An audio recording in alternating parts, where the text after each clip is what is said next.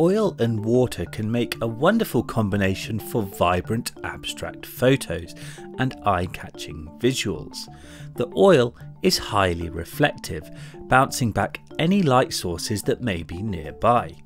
So, by covering our light source with a colourful material like a flag, we get this wonderful effect where every single drop of oil picks up and reflects the colours and shapes.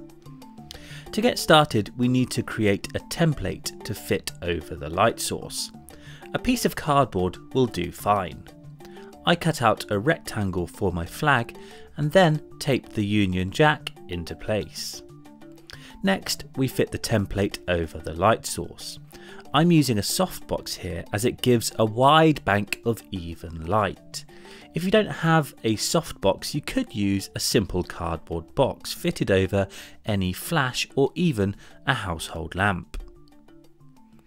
Any wide container will do for the water, as long as it's a dark colour. I have a black baking tray. It's a good idea to top it up once it's in position. As for the oil, I'm using normal cooking oil. When we pour it into the water, it forms into a beautiful array of highly reflective bubbles.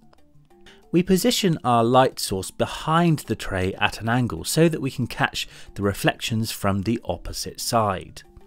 A tripod isn't essential if you're using flash, but it's useful for keeping your hands free, and it lets you maintain a static focus point on the water. I'm using a macro lens, but it isn't essential either. You can get great results with any lens that lets you zoom in and offers a decent minimum focusing distance. As for camera settings, I'm in manual mode with shutter speed 1/200th of a second, ISO at 100 and aperture f11. A fairly narrow aperture like this will give me enough depth of field to work with, which is often important with close-up photography. After you've been shooting for a while, the oil can clump into larger blobs, so I found it useful to break it up every now and then with a spoon.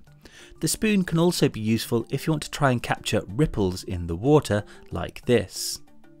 When you look through the viewfinder, the effect is quite something. The oil drops slowly move in and out of focus. Some stay on the surface while others drop below. I'd recommend taking plenty of shots, as each one will be completely unique. Try swirling the water and play with your camera angles. A side-on view can look more abstract, while a top-down view like this makes the shapes more clearly defined. After experimenting with the flag, I also tried out a cross shape like this by cutting an X-shaped template out of the cardboard. Then I tried using my monitor screen as a light source too, to reflect back a colourful gradient. So there we have it. You probably already have everything you need for this project at home, so why not give it a go for some colourful oily abstracts.